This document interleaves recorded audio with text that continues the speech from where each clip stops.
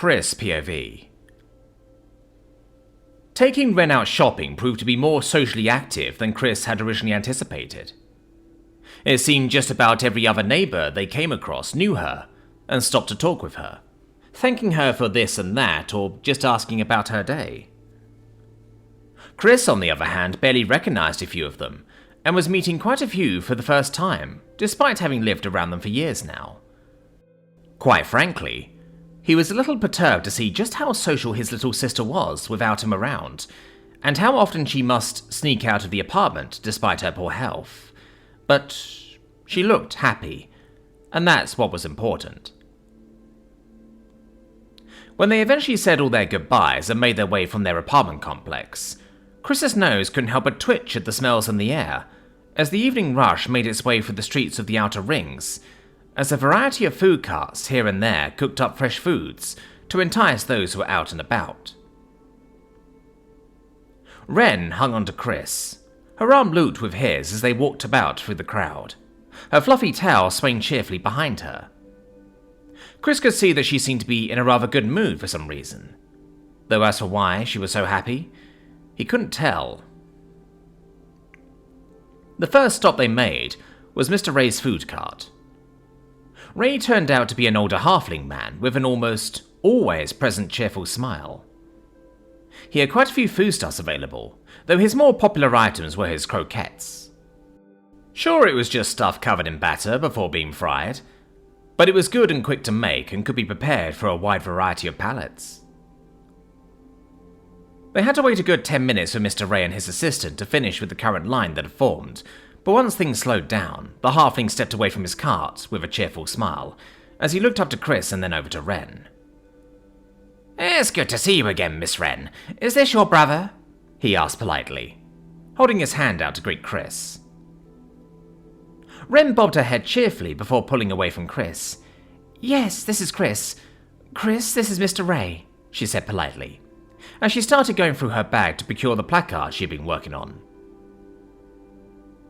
Chris met Ray's hand soon enough, giving it a shake before pulling back. "It's good to meet you, Ray. If you don't mind, could you tell me how you heard about Ren?" he asked, wondering how Ray happened to commission Ren for the placards. Ray chuckled a bit at the question as he pulled back. "She came recommended by my assistant," he mentioned, while gesturing to a teenage human boy, who was plucking croquettes from a pot of oil with some tongs. "He said she had very neat handwriting and was good at drawing when I mentioned how I needed to replace my placards." Ren hummed in confirmation when she procured the placards, holding out the planks of wood for Ray to see while flashing a toothy smile. "Speaking of which, I'm already done," she enthused rather cheerfully. Ray looked rather surprised for a moment, as he took up the placards before letting out a low whistle, looking clearly impressed by what he saw. My, these are nicely done indeed. So quickly, too. I only just commissioned you this morning for these." Ren smiled a little sheepishly as he scratched the back of her head, her tail slowly swaying behind her. "Well, it's not like I had much else going on today, so it had my full attention." Ray nodded in understanding, flashing a warm smile. "Well, I for one appreciate the timely completion and delivery of my order. Just give me a second," he said, as he returned to his food cart to do something. Ren practically bounced in place, and Chris could tell she was clearly excited by that little exchange, though he just remained silent as he enjoyed watching her take the lead and behave in a somewhat professional way while handling her business. Ray returned soon enough, carrying 2 croquettes wrapped in wax paper in one hand and a small cloth pouch with a mix of silver and copper pieces in the other as he held them out. "Here, your pay, along with a little bonus for how quickly you finished," he enthused charmingly. "Thank you. It was a pleasure doing business with you," Ren said cheerfully enough, putting the coin away in her satchel first, before taking up the croquettes and holding one up for Chris. "The pleasure was all mine, Miss Ren, and it was nice meeting you too, Chris," the older halfling mentioned, as he looked between the 2 siblings before going back to his cart. The duo turned to start walking back along the street, as Ren blew on the croquette a little, a smile on her face as she glanced up at Chris. "Now I can really help out with the shopping today," she enthused, holding up the coin pouch in her palm before putting it in her bag when she went to take a bite from the croquette, only to realize it was still a little too hot as she pulled away instead of committing to the bite.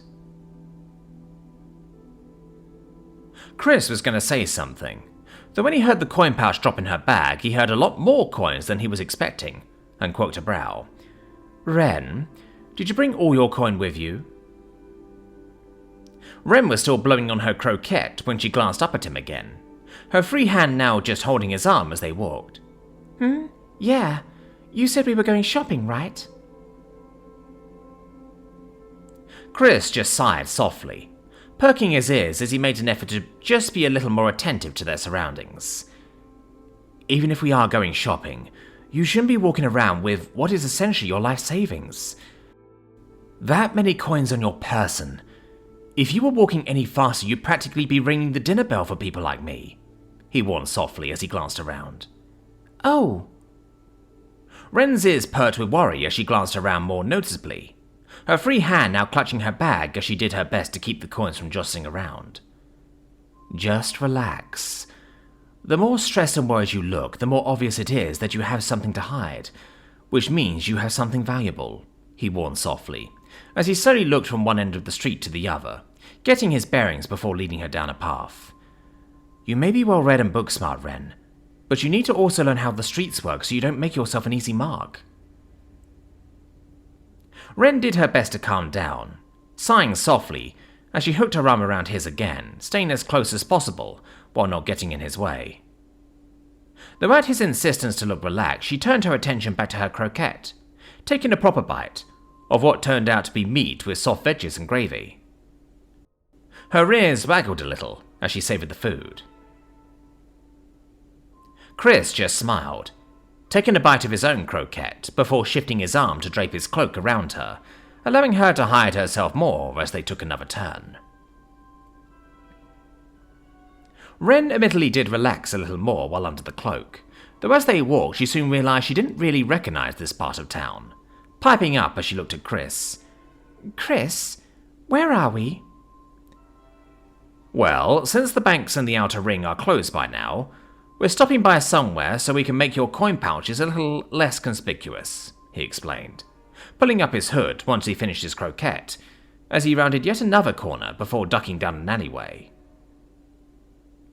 They soon came up to a somewhat dirty half-orc sitting in the alleyway, drinking away at some kind of brown liquid in a glass bottle. He glanced at Ren for a moment before regarding Chris, and simply bobbing his head as he reached over to a certain brick and placed his hand against it. Ren gasped softly with surprise, as the illusion of what was once a solid brick wall faded, revealing a door that Chris opened, leading them inside to what looked like some kind of well-lit waiting room. It looked vaguely like a reception area, with multiple different hallways leading into the room. On the far wall there was 3 windows, with each window having a desk behind it, along with a drawer beneath it, to pass things back and forth from one side to the other. "Where are we?" Ren asked softly, as she looked up at Chris. Chris said nothing at first as he stepped into a line going up to the one window, with someone working today, there being only one other person ahead of them right now. "We're at the branch. Think of it like a guild for people like me." Ren's eyes were wide again, but she remained calm, simply taking another bite of her croquette as she looked around. "Why are we here?" Chris tilted his head side to side, before glancing down at her again. "Well, I was going to stop by after you went to sleep, but I need info and I have a report to make for my team. And like I said, we're going to make what you have a little less conspicuous," he explained quietly. Soon, the sound of metal sliding on metal filled their ears, as the door opened towards their side, the hooded person ahead of them grabbing whatever was inside before wordlessly making their way out, as they took a different path than what the two of them used to come here. Chris then stepped up to the window, soon being greeted by a lizardkin woman with blue scales, as she flashed a fanged smile. "Chris, what brings you here today? Looking for some more work?" she asked almost pleasantly, though her eyes soon flicked down as she spotted Ren and smiled a little more. "Oh, a new recruit? Keeping it in the family, eh?" she mused almost teasingly, before looking back up and gazing into his eyes. It was as if something shifted in the air for Chris, as he was suddenly more professional and carrying himself more confidently. "No, and definitely not," he said more firmly, as he regarded the receptionist. His ears flicked in thought underneath his hood before he spoke up once again. "I've got coin that needs to be condensed. I also have info to report and need info in turn." The lizardkin hardly even reacted to his firm tone, as she merely nodded with a small smile, pushing a button that unlocked the drawer in front of them.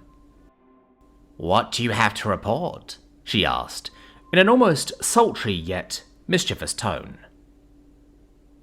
Once the door opened, Chris looked down to Ren and spoke in a more gentle tone again. "Go ahead and put the pouches in the drawer." Ren was a little bewildered at what was playing out before her, seeing a side of her brother that she hadn't seen before.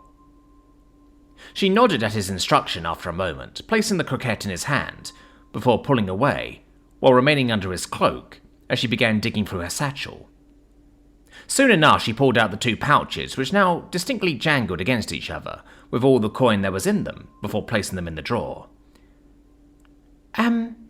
Excuse me, ma'am. Can I please get the big pouch back? It's mine and I would like to keep it." The lizardkin woman chuckled softly, though she still smiled as she regarded Ren. "Ma'am, my, you're so polite," she mused, before pulling the drawer to her side. "Of course, sweetie, I'll give it right back, don't worry," she said, as she took up the pouches, pouring the coin down a chute as they noisily slid away. She then neatly folded the pouches and set them to the side as she looked to Chris again, waiting for his report. Chris took a moment to gather his thoughts before speaking up. "The attendant at Corvid's Baubles and Blaze was removed from play by a third party. He targeted someone he shouldn't have." The lizardkin woman bobbed her head intently, taking up a fountain pen, as she began writing down notes. "Any info on the third party?" she asked, looking up from her writing. Chris bobbed his head intently. "Exceedingly powerful mage, a one-armed male who looks like a human in his late 30s, maybe early 40s. He has green eyes and brown hair and is likely an eccentric. He goes by the name Veto." The lizardkin woman clicked her tongue thoughtfully as she wrote everything down.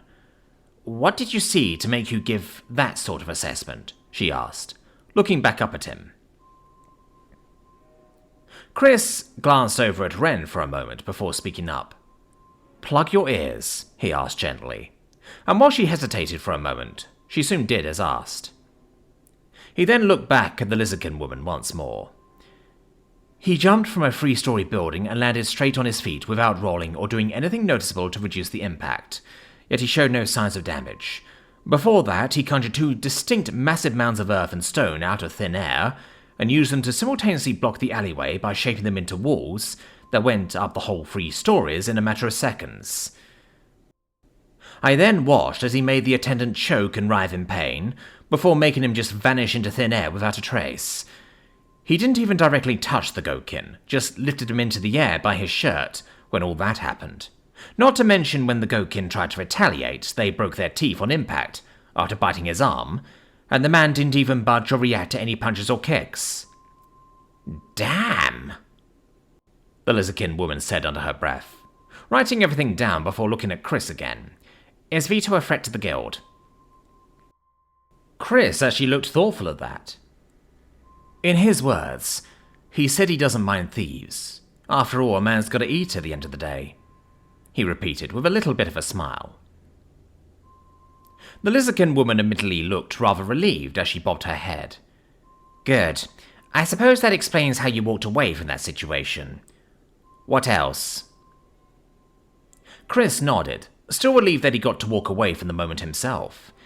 "He's hired my team, and intends on taking us to the capital." The lizardkin woman looked pleasantly surprised by that, as she flashed a bit of a smile. "Ooh, hitting the big city then.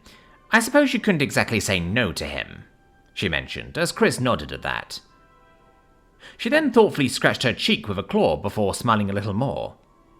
I guess we'll mark you as out of town for the foreseeable future regarding local events.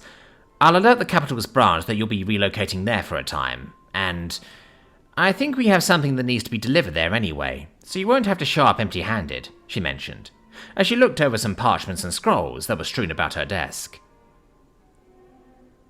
Ren piped up, looking between the Lizardkin and Chris. May I unplug my ears now? The two of them looked at Ren, vaguely surprised by her cutting in as Chris just smiled and nodded. Ren promptly did so, as she finally took her croquette back from Chris and took another bite. The Lizardkin woman reviewed her notes again before looking back at Chris. Now then, you said you needed information. What specifically? Chris nodded thoughtfully as he considered his words. I need to know if there's any info that we have on Veto. A guy like that is bound to have left a path somewhere. I need to make sure I don't cross any lines while working for him. Also, I want to know if there is any particular activity going on in the capital. Any recent events that can make a guy like him come out of the woodwork.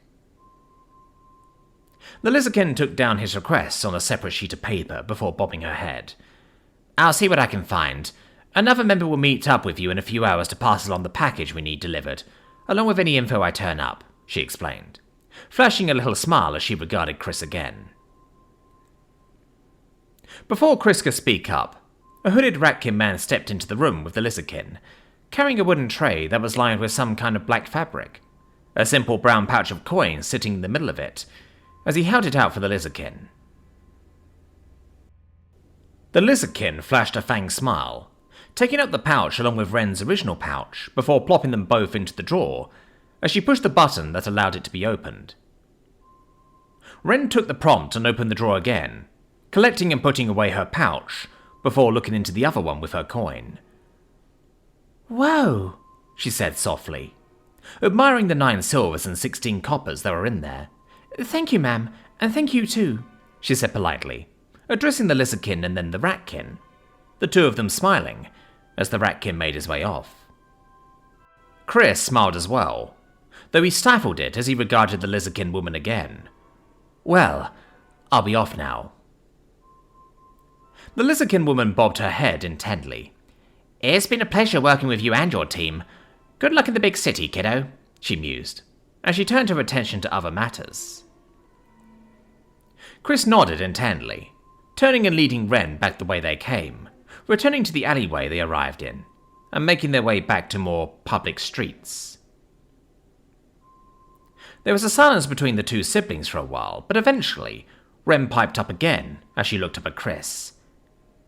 Being a criminal is more complicated than I thought, she considered rather thoughtfully. At that, Chris couldn't help but chuckle, as he gently ruffled Ren's hair. You have no idea,